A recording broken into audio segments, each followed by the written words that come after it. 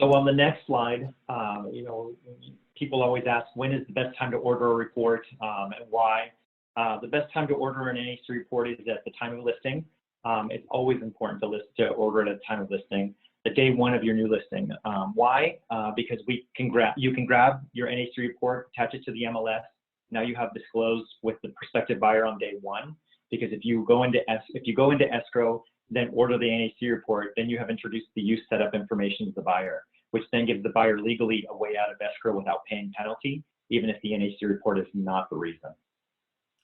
This doesn't happen that often, but I actually have seen it happen about 3 times in the last 3 years.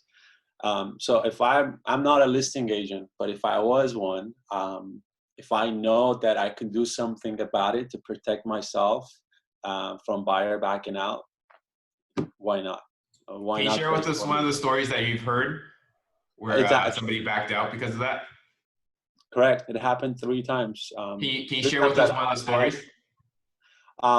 Basically, there was an expensive home in Beverly Hills that one of clients placed an order, and the buyer had a change of heart and wanted to get out of escrow.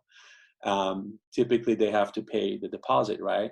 So they used this NHD report as an avenue to get out of escrow without paying any penalties.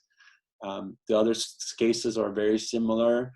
One of them actually truly what the buyer was not prepared to pay for the flood insurance, which was a mandatory. Obviously, the lender required it, but had the agent placed the report on day one of their listing, then the buyer would have known about this whole flood policy that they had to purchase day one of, which is huge, because not a lot of consumers, not a lot of buyers are looking at those things, right? They're looking at the home. They're trying to figure out if their family is going to be able to play in the backyard, is it going to be a safe neighborhood, is it a shopping area, or the commute to work.